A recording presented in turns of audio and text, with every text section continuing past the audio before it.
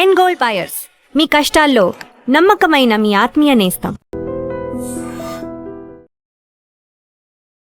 ప్రేక్షకులందరికీ నమస్కారం. హనుమాన్ జయంతి ప్రత్యేక కార్యక్రమానికి స్వాగతం. ఈరోజు మనతో పాటు ప్రముఖ జ్యోతిష్య ఆధ్యాత్మికవేత్త శ్రీమతి భార్గవి బూదిరాజు గారు ఉన్నారు. హనుమాన్ జయంతి ప్రాముఖ్యత గురించి, విశిష్టత గురించి అమ్మతో మాట్లాడి తెలుసుకుందాం. నమస్కారం అమ్మ. నమస్తేనమ్మా. శ్రీ గురుభ్యో నమః. శ్రీమాత్రే నమః. అమ్మ, హనుమాన్ జయంతి ఆల్రెడీ తెలంగాణలో పండుగ జరుపుకున్నారు. ఇప్పుడు మే 12న ఆంధ్రాలో హనుమాన్ జయంతి జరుపుకోనున్నారు. అసలు ఒకే పండుగ ఇలా రెండు రాష్ట్రాల్లో రెండు విధాలుగా రావడానికి కారణం ఏంటి? మనకి ప్రాచీనంగా ఉత్తర భారతదేశంలో కొన్ని పండుగలు, దక్షిణ భారతదేశంలో కొన్ని పండుగలు ప్రాచుర్యం చెందుతూ వచ్చాయండి. కానీ ఈ ఉత్తర భారతదేశం, దక్షిణ భారతదేశం అంతా కలిసిపోయి చాలా పండుగలు వీళ్ళు ఈ పండుగలు చేసుకుంటున్నారు, వీళ్ళు ఆ పండుగలు చేసుకుంటున్నారు. ఈ క్రమంలో హనుమంతుడి పుట్టుక కూడా 2 సార్లు జన్మదినోత్సవంగా జరుగుతోంది. ఇదేనండి విశేషం. అమ్మ, హనుమాన్ జయంతి రోజు మనం ఏ విధంగా పూజ చేసుకోవాలి? హనుమంతుడికి చాలా ఇష్టమైనవి తమలపాకులు. తమలపాకులతో పూజ చేసుకుంటే చాలా మంచిది, శాంతి కలుగుతుంది. ఆయనని శాంతిపరచడం వల్ల మన నిత్య జీవితంలో మనకి శాంతి కలుగుతుంది. ఇదొకటి తెలియచెప్తాము. దాని తరువాత హనుమంతుడికి అరటిపళ్ళు చాలా చాలా ఇష్టమైనటువంటి పండు అన్నమాట. అది ఆయన కదళీ వనంలో ఉంటారు, స్వయంగా అక్కడే కూర్చుని ఉంటారట. రాముడి యొక్క నామాన్ని చేస్తూ, రామనామాన్ని చేస్తూ, ఎత్ర ఎత్ర రఘునాథ కీర్తనం తత్ర తత్ర కృతమస్తకాంజలిం బాష్పవారి పరిపూర్ణలోచనం మారుతీం నమత రాక్షసాంతకం. చాలా అద్భుతమైనటువంటి స్తోత్రం అన్నమాట ఇది. ఎక్కడైతే రాముని యొక్క నామం కీర్తించబడుతూ ఉంటుందో లేదా స్మరించబడుతూ ఉంటుందో అక్కడ హనుమ ఉంటారు. అలాంటి హనుమ అసలు ఎప్పుడూ చేసేదే రామనామం. ఇటువంటి రామనామాన్ని ఆయన కదళీవనంలో చేస్తారట కూర్చొని.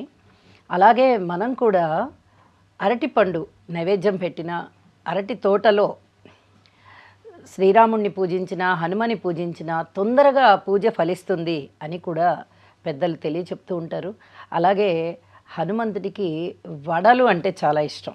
మినపప్పు ఉంటుంది కదా, మినపప్పు. ఆ మినపప్పుతో చేసినటువంటి వడలు హనుమంతుడికి మెడలో మాలగా వేసినట్టయితే ఆయన చాలా శాంతి పడతారు. అలాగే పానకం అద్భుతమైనటువంటి పదార్థం అండి. పానకం అంటే అది నీళ్లలో బెల్లం పొడిని చేసి కలిపేసి ఏలక్కాయలు, లవంగాలు వేస్తాం దానిలో. ఇక అది ఎంత మంచి ప్రసాదం అంటే అంత మంచి ప్రసాదం. ఈ పదార్థాన్ని భగవంతుడికి నివేదన పెట్టడంతోనే దానిలోకి ఒక శక్తి కూడా ప్రవేశిస్తుంది. మనకి ప్రసాదం యొక్క గొప్పతనం అదే కదా. అలాగా ఆ ప్రసాదం యొక్క గొప్పతనం ఏంటంటే ఈ వేడి చేసేటటువంటి పదార్థాలు ఇవన్నీ. నీళ్ళంటే చలవ, కానీ ఆ నీళ్ళల్లో బెల్లము కొంచెం వేడి చేస్తుంది శరీరానికి. అలాగే యాలకులు కానీ, లవంగాలు కానీ కొంచెం వేడి చేసే తత్వాన్ని ఇస్తాయి. ఇప్పుడు ప్రస్తుతం ఉన్నటువంటి ఈ వేసవి కాలంలో ఇటువంటి వేడి పదార్థం భగవంతుడికి ఆహార పదార్థంగా మనము నివేదన చేయంగానే భగవత్ శక్తి అందులోకి ప్రవేశించి అది ప్రసాదం అవుతుంది. ఈ ప్రసాదాన్ని మనం గనక తీసుకున్నట్టయితే మనకి చలవ చేస్తుంది. ఈ వేసవి యొక్క తాపం తగ్గిపోతుంది. అసలు మన మహర్షులకి మనము చాలా కృతజ్ఞతలు తెలియజేయాలి. ఏ ఋతువుల్లో ఎటువంటి పదార్థాన్ని భగవంతుడికి నివేదన చెయ్యాలి అనే దాన్ని కూడా చాలా స్పష్టంగా మనకి సూచించారు. అంత అద్భుతమైన పదార్థం పానకం. ఈ పానకం ఆయనకి సమర్పించినట్టయితే కూడా ఆయన మనకి చాలా చల్లగా కరుణిస్తారు అనేది కూడా ఒక సందేశంగా మనకి ఇచ్చారు మహర్షులు. కాబట్టి వడపప్పు కానీ, పానకం కానీ, అలాగే అప్పాలు కానీ, వడలు కానీ ఇలాంటివి భగవంతుడికి చాలా ప్రీతిపాత్రమైనవి అని చెప్పి మనం వాటిని ఆహార పదార్థంగా నివేదన చేసి మనం ఆ ప్రసాదాన్ని తీసుకున్నట్టయితే చాలా మంచి జరుగుతుంది. అమ్మ, హనుమాన్ జయంతి రోజు ప్రత్యేక పూజలతో పాటు ప్రత్యేక ప్రసాదాల గురించి కూడా వివరించారు. అలాగే హనుమాన్ చాలీసా హనుమాన్ జయంతి అనే కాకుండా ప్రతినిత్యం హనుమాన్ చాలీసా చదివే వాళ్ళు ఉంటారు, అలాగే అప్పుడప్పుడు చదివే వాళ్ళు కూడా ఉంటూ ఉంటారు. అయితే హనుమాన్ చాలీసా హనుమాన్ జయంతి రోజు చదవడం వల్ల ఎటువంటి ప్రయోజనాలు కలుగుతాయి, అలాగే ఏ విధంగా చదవాలి? ఒక్కరోజు చదవడం వల్ల ప్రయోజనం అని కాదండి. హనుమ గురించి చెప్పాలంటే రోజుల తరబడి చెప్పచ్చు. అంత అద్భుతమైనటువంటి వ్యక్తి మనకి. ఈయన అసలు రామ అన్నా వచ్చి హనుమ రక్షిస్తారు, హనుమ అన్నా వచ్చి హనుమ రక్షిస్తారు. అంత అద్భుతమైనటువంటి హనుమ యొక్క చాలీసాని మనకి తులసీదాస్ గారు అందించారు.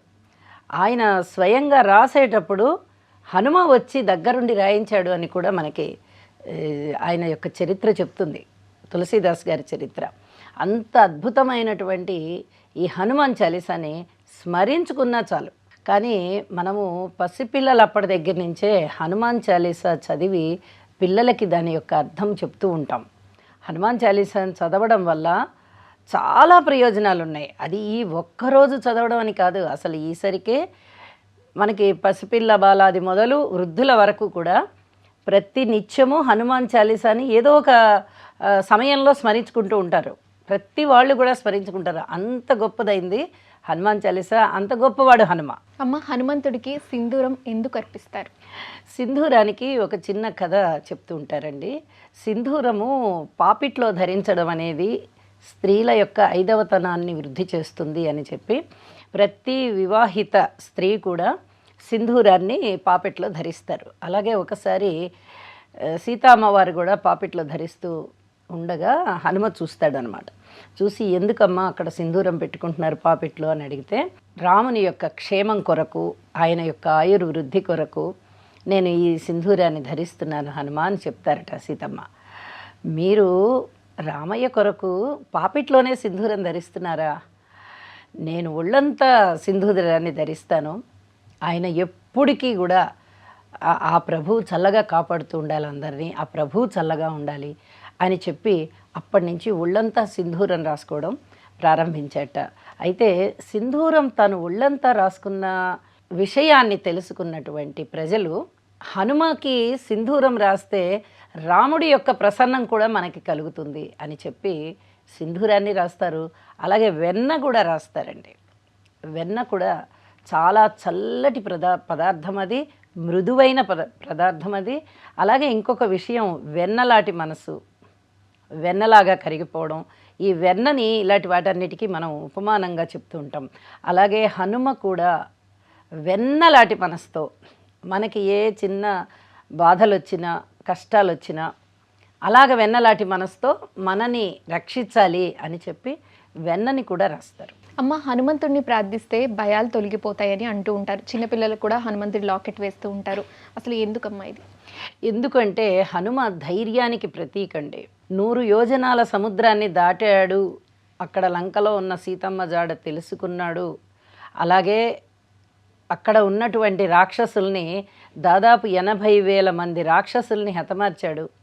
రావణ లంకని తగలబెట్టాడు. మళ్ళీ తిరిగి 100 యోజనాలు దాటి వచ్చాడు అంటే అసలు ఆ బలము అసామాన్యమైన బలం. అంటే అక్కడ వరకు మనకి సుందరకాండలో హనుమ యొక్క బలం అంత తెలుస్తుంది. మళ్ళీ తిరిగి రామరావణ యుద్ధంలో తెలుస్తుంది. మైరావణుడి దగ్గరికి వెళ్ళినప్పుడు రామలక్ష్మణులని కాజేస్తారు మైరావణుడు. మరి అలాడప్పుడు కూడా చాలా సమయోచితంగా ప్రవర్తించి వెళ్ళి అక్కడ యుద్ధం చేసి ఆ మైరావణుడిని హతమార్చి తిరిగి రామలక్ష్మణుల్ని తీసుకొని వస్తాడు. అంటే ఎక్కడికి వెళ్ళినా యుద్ధం చేయవలసి వచ్చింది అంటే మటుకు అసమాన ధైర్య సాహసాలని చూపిస్తాడు. అసలు భయం లేదు ఆయనకి. పుట్టంగానే వరాలు పొందాడండి ఆయన. ఇంకా ఆయన అసలు భయం ఎలా ఉంటుంది ఆయనకి? భయం అనేదే లేదు. ఆయన అంజనీదేవి గర్భంలో పుట్టంగానే ఆకలి వేసి ఎర్రటి పండులాగా ఉందే ఇది అని చెప్పి ఆకాశంలోకి ఎగిరాడు సూర్యుడిని పట్టుకోవడానికి. అదే సమయానికి గ్రహణం పట్టబోతోంది. రాహువు వచ్చి సూర్యుడిని మింగాలి. అటువంటి సమయంలో ఈ హనుమ వెళ్ళి సూర్యుడి మీద పోటీ పడేటప్పటికల్లా రాహువు బెదిరాడు. నేను తినవలసినటువంటి పర్వ సమయంలో ఈ బాలుడు ఎవరో వానరాకారంతో ఉన్నాడు, కోతి ఆకారం వానరాకారం రెండు మిక్స్ అయి కనిపిస్తూ ఉన్నాయే అని చెప్పి వెంటనే బ్రహ్మగారి దగ్గరికి వెళ్ళిపోయాడు. ఆయన వెళ్ళిపోయి ఇంకెవరో వస్తున్నారు ఆహారం తినడానికి అనగానే ఇంద్రుడు అంతకన్నా ముందర ఇంద్రుడు రాగానే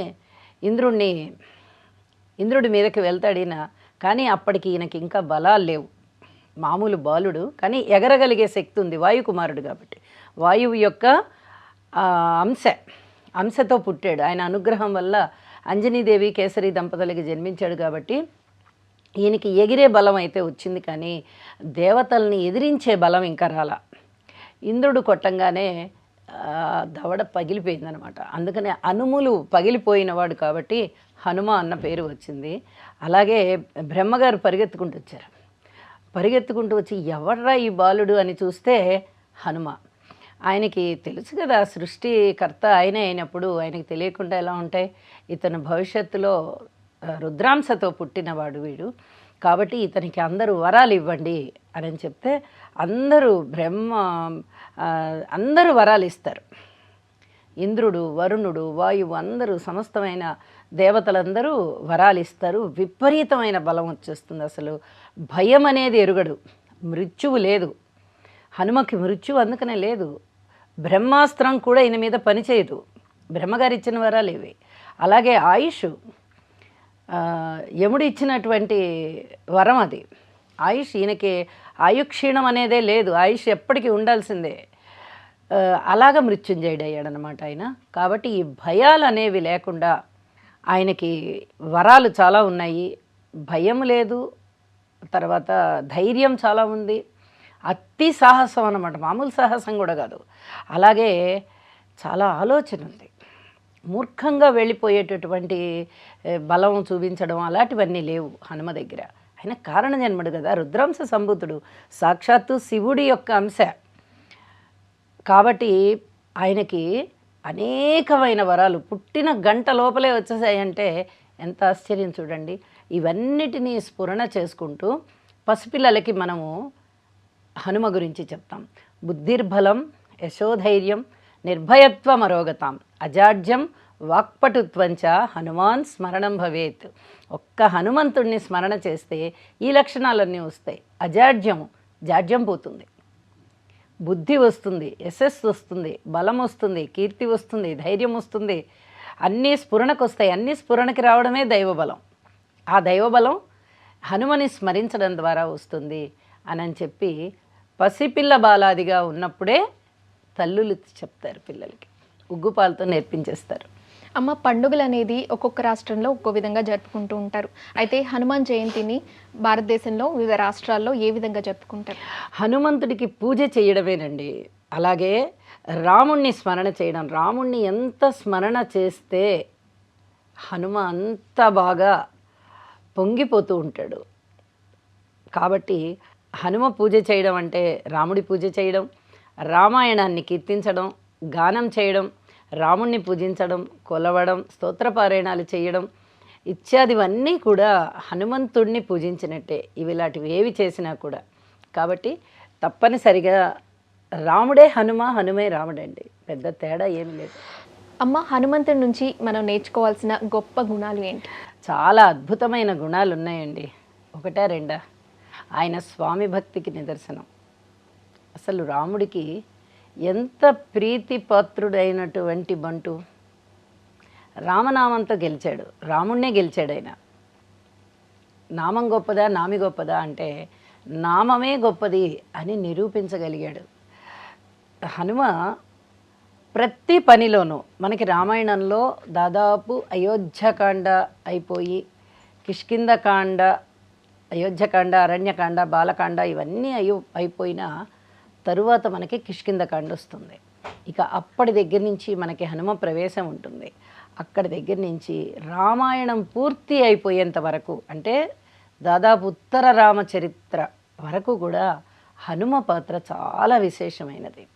చాలా ప్రతి మలుపులోనూ హనుమ ఉంటాడు. ప్రతి మలుపులోనూ సీతమ్మని కనుగొనడంలో, అసలు రామలక్ష్మణులకి సుగ్రీవుణ్ణి పరిచయం చేయడంలో, అలాగే లంకకి వెళ్ళడంలో, సీతమ్మ జాడ కనుక్కోవడంలో, తిరిగి రావడం, అన్నీ అక్కడ విషయాలన్నీ ఇక్కడ రామలక్ష్మణులకి సుగ్రీవునికి చెప్పడం, తదుపరి యుద్ధానికి వెళ్ళడం, యుద్ధం చేయడం, యుద్ధంలో లక్ష్మణుడు మూర్ఛపోతే లక్ష్మణుడికి సంజీవని ఔషధాలను తీసుకురావడం, అది తెలియక ఆ ఔషధం ఏమిటి అనేది గుర్తించలేక పర్వతాన్నే తీసుకొని రావడం. ఆ పర్వతం మీద ఉన్నటువంటి మొక్కలన్నీ ఇక్కడే ఉన్నాయి కదా, మొత్తం పర్వతాన్ని తీసుకెళ్ళిపోదామని ఒక పర్వతాన్ని లేపగలిగి తీసుకొని వచ్చాడు అని అంటే అసలు అది మామూలు విషయమా? ఎక్కడ గంధమాదన పర్వతాల దగ్గర నుంచి తీసుకొని వచ్చాడు. అది తర్వాత యుద్ధంలో, ఆ యుద్ధం జరుగుతూ ఉన్నటువంటి రోజుల్లోనే ఒకరోజు రాత్రి రామలక్ష్మణులనే మైరావణుడు మాయ చేసేస్తాడు, తీసుకెళ్ళిపోతే విభీషణుడు కనుగొని ఇది మైరావణుడి పనే అయ్యి ఉంటుంది, ఇలాంటి రాక్షస మాయలన్నీ నాకు తెలుసు కాబట్టి చెప్తున్నా హనుమ అని చెప్పి మైరావణుడి యొక్క రాజు అంటే ఆ పాతాళంలో ఆయన రాజు అనమాట. ఆ రాజు యొక్క రహస్యాలన్నీ, మైరావణుడి యొక్క రహస్యాలన్నీ విభీషణుడికి తెలుసు కాబట్టి విభీషణుడు అన్నీ జాగ్రత్తగా చెప్పి అక్కడికి పంపించి హనుమని ప్రోత్సహిస్తాడు. నువ్వు ఫలానా చోటికి వెళ్ళి తీసుకుని రా, మైరావణుడే ఈ పని చేస్తుంటాడు అని చెప్పి ఆ జాగ్రత్తలన్నీ చెప్పడం. అంతే జాగ్రత్తగా పాతాళ లోకానికి వెళ్ళి మైరావణుడిని హతమార్చి రామలక్ష్మణుల్ని తీసుకురావడం, తదుపరి విభీషణుణ్ణి రాజుని చేయడం, ఆ తదుపరి అందరూ కూడా మళ్ళీ తిరిగి అయోధ్యకు వెళ్ళడం, రావణ వధ అయిపోగానే యుద్ధంలో వెళ్ళిపోయిన తర్వాత శ్రీరాముడికి పట్టాభిషేకం, ఇవన్నీ కూడా ప్రతి మలుపులోనూ హనుమ ఉన్నాడు. హనుమ గురించి ఒకటి చెప్పాలన్నా, రెండు చెప్పాలన్నా, ఎన్ని చెప్పాలి, 10 చెప్పాలన్నా, కొన్ని వందల కథలు ఉంటాయి. అన్నీ కూడా బుద్ధి బలానికి, అతని యొక్క చాతుర్యానికి, చతురతకి, ఎక్కడ ఎలా ప్రవర్తించాలి అనేది చాలా బాగా తెలుసు. అదే బుద్ధిర్బలం. ఎక్కడ ఏ విధంగా పెద్దల్ని ఏ విధంగా మెప్పించాలి. 100 యోజనాల సముద్రాన్ని అవలీలగా 1 గంటలో దాటేసాడంటే అసలు ఎంత అద్భుతమైనటువంటి బుద్ధి బలం ఉండాలి చెప్పండి. రకరకాలైనటువంటి జలచరాలు, రాక్షస చరాలు కూడా ఆ సముద్రంలో ఉన్నాయి కదా.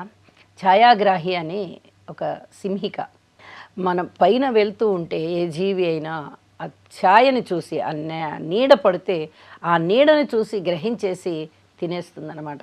మరి అటువంటి సింహికని సైతం జయించేశాడు.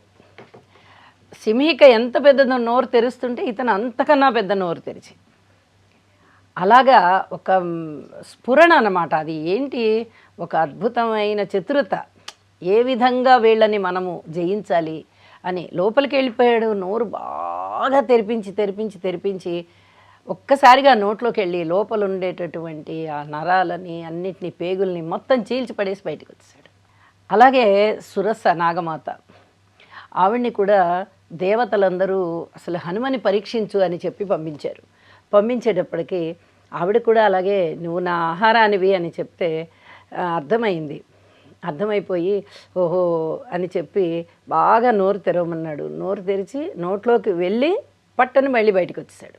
నమస్కారం చేశాడమ్మా, నువ్వు నన్ను మింగినట్టే కదా, లోపలికి వెళ్ళాను, బయటకు వచ్చేసాను, ఇంకా అయిపోయింది, నన్ను వదిలేసాయి, నేను రామకార్యం మీద వెళ్తున్నాను అని చెప్పి వెళ్ళిపోతాడనమాట. అంటే అంత చాకచక్యంగా ప్రవర్తించగలగడం, ఎంత బుద్ధి బలము, అసలు యశస్సు, ధైర్యము, ఇవన్నీ కలగలిపినటువంటి రుద్రాంశ సంభూతుడండి హనుమ. అమ్మ, హనుమాన్ జయంతి రోజు మనం జపించాల్సిన మంత్రాలు ఏంటి? ఆ రోజే అని కాదండి, పర్టికులర్గా నేనైతే ప్రతిరోజు హనుమని స్మరించండి, మన జీవితాలు చాలా బాగుంటాయని చెప్తాను. మన జీవితానికి ఇప్పుడు ప్రస్తుతం ఉన్నటువంటి ఈ కలియుగంలో తప్పనిసరిగా హనుమ యొక్క లక్షణాలు, ఆయనని పూజిస్తే వచ్చేటటువంటి బలము, ఆయన్ని మనం స్మరించినంత మాత్రాననే పాపాలు తొలగిపోవడం కానీ, ధైర్యం కలగడం కానీ, బుద్ధి వికసించడం కానీ, జాడ్యం తొలగిపోవడం కానీ, ఇలాంటివన్నీ హనుమని పూజిస్తే ఉన్నాయి కదా, అవన్నీ మనకి ప్రతిరోజు అవసరం. కాబట్టి ప్రతిరోజు హనుమ పేరు తలుచుకోండి. వీలైతే ఒక శ్లోకం చదువుకొని పూజ చేయండి, లేదా అంటే ప్రతిరోజు స్తోత్రమైనా చదువుకోండి, ఏదో ఒక శ్లోకమైనా చదువుకోండి అని చెప్తాను. హనుమాన్ జయంతి రోజున, ఇది వైశాఖ బహుళ దశమి రోజున హనుమంతుడి యొక్క జన్మదినం అని చెప్పి మనకి పురాణ ఇతిహాసాలు చెప్తున్నాయి. ఆ రోజున మనము హనుమంతుణ్ణి, రాముణ్ణి, సీతమ్మవారిని, లక్ష్మణస్వామిని అందరినీ కూడా పూజించుకోవాలి. అలా పూజించుకోవడం వల్ల ధర్మబద్ధంగా మనం నడుచుకోవడానికి చక్కటి ఆశీస్సులు దొరుకుతాయి మనకి. అమ్మ, హనుమంతుడిని చిరంజీవి అని ఎందుకంటారు అసలు? చిరంజీవి అంటే ఆయనకి మొట్టమొదట చెప్పినట్టుగా బ్రహ్మగారి యొక్క వరాలు చాలా వచ్చేసాయి. అలాగే ఇంద్రుడి యొక్క వరాలు వచ్చాయి. వరుణుడు, వాయువు, అగ్ని అందరూ అష్టదిక్పాలకులందరూ కూడా తనకి వరాలు ఇచ్చారు. యముడు కూడా ఇచ్చాడు. యముడు నా యమపాశానికి ఇతను చిక్కడు, అంటే ఇతనికి మరణం లేదు, ఇతను కారణ జన్ముడు కాబట్టి ఎప్పటికీ ఇలాగే ఉండిపోతాడు, భూమి మీద ఎప్పటికీ ఉండిపోతాడు అని చెప్పి వరాన్ని ఇచ్చాడనమాట. ఆ వరం కారణం చేతనే ఆయనకి మరణం లేదు. ఇప్పటికీ కూడా గంధమాదన పర్వతాలలో రామనామాన్ని జపిస్తూ లోక కళ్యాణం కోసం ఆయన ఉన్నారు. అమ్మ, హనుమంతుడిని ప్రార్థించడం వల్ల శని ప్రభావం అనేది తగ్గుతుందని అంటూ ఉంటారు. చాలా తగ్గిపోతుందండి, చాలా తగ్గిపోతుంది. ఏలినాటి శని ఉన్నవారు, అష్టమ శని జరుగుతూ ఉన్నవారు, అలాగే అర్ధాష్టమ శని జరుగుతూ ఉన్నారు వారు, సప్తమ శని జరుగుతూ ఉన్నటువంటి వారు, వీరు హనుమని ప్రతినిత్యం పూజించడం, శ్లోకాలు చదువుకోవడం, స్తోత్రపారాయణాలు చేయడం, లేదా హనుమాన్ చాలీసాని చదువుకోవడం చాలా చాలా మంచిది. ఎందువల్ల చాలా మంచిది ఇవన్నీ? అసలు ఒక కారణం అంటూ ఉండాలి కదా. ఒకసారి శనిగారి యొక్క ఆయన విస్తృత రూపం చూపించాలి అని చెప్పి శనిదేవుడు వచ్చి, హనుమ నేను నిన్ను పట్టుకుంటున్నాను, ఎలాంటి వాళ్ళైనా నాకు లొంగాల్సిందే, నేను పట్టుకోవాల్సిందే వాళ్ళని, కాబట్టి నేను నిన్ను పట్టుకుంటున్నాను అంటే, సరే రా పట్టుకో అని చెప్పి నా తల మీద కూర్చో అన్నట్ట హనుమ. సరే కదా అని ఆయన తలకెక్కి కూర్చున్నట్ట శనిగారు. కూర్చోగానే ఒక పెద్ద బండరాయిని తీసుకొచ్చి తల మీద పెట్టుకొని వెళ్తున్నట్ట. ఏంటి ఇంత పెద్ద బండరాయిని నా తల మీద పెట్టావు? నీ తల మీద నేను ఉన్నానయ్యా, నేను నిన్ను బాధ పెట్టడానికి వచ్చాను, నువ్వు నన్ను బాధ పెడుతున్నావు అని చెప్పి గిలగిల గిలగిల కొట్టుకుంటూ బాధపడిపోతున్నట్ట. ఈ రాయి తీయి, నేను ఈ బాధని తట్టుకోలేకపోతున్నాను అంటే, మరి నువ్వు నన్ను పట్టుకుంటానన్నావు కదా, పట్టుకుంటే నాకు ఇంకా ఎక్కువ బాధ కలగాలి, నువ్వు బాధపడితే ఎలాగా అని చెప్పి హనుమ అడిగట. అడిగితే లేదు లేదు, అసలు నేను నిన్ను పట్టుకోవడానికి సాహసించాను, అమ్మో నేను అసలు ఇంకా ఎట్టి పరిస్థితుల్లో నన్ను వదిలేసే, నిన్ను నేను ఎప్పటికీ పట్టుకోను అంటే, అయితే నువ్వు నాకు ఒక మాట ఇవ్వు అన్నట్ట. ఏంటి ఆ మాట అంటే, నన్ను పూజించే వాళ్ళని నువ్వు ఎట్టి పరిస్థితుల్లో పట్టుకోకూడదు, నీ బాధ నన్ను పూజించే నా భక్తులకి ఉండకూడదు అని అంటే, అలాగేను అసలు నీ జోలికి రాను, నీ భక్తుల జోలికి రానయ్యా, నన్ను వదిలిపెట్టు అని చెప్పి కాళ్ళు పట్టుకున్నాడు. అందువల్ల శనిగారి యొక్క బాధలు తగ్గిపోవాలంటే హనుమకి ఉపాసన చేయడం, లేదా హనుమ స్తోత్రాలు చదువుకోవడం చేస్తే తగ్గిపోతుంది. అమ్మ, చివరగా హనుమాన్ జయంతి సందేశం ఏంటి? సందేశం ఇచ్చేంత పెద్దవాళ్ళం కాదండి, కానీ ఎప్పుడైనా కానీ ధర్మాన్ని ఆచరించినట్టయితే మనం ఆచరించేటటువంటి ధర్మం మనని రక్షిస్తుంది. హనుమ ధర్మానికి ప్రతీక. రామో విగ్రహవాన్ ధర్మ అని చెప్పినట్టుగా రాముడు ఎంత పెద్ద ధర్మానికి ప్రతీకయో, అలాగే హనుమ కూడా అలాగే ధర్మానికి ప్రతీక, రాముని యొక్క బంటు.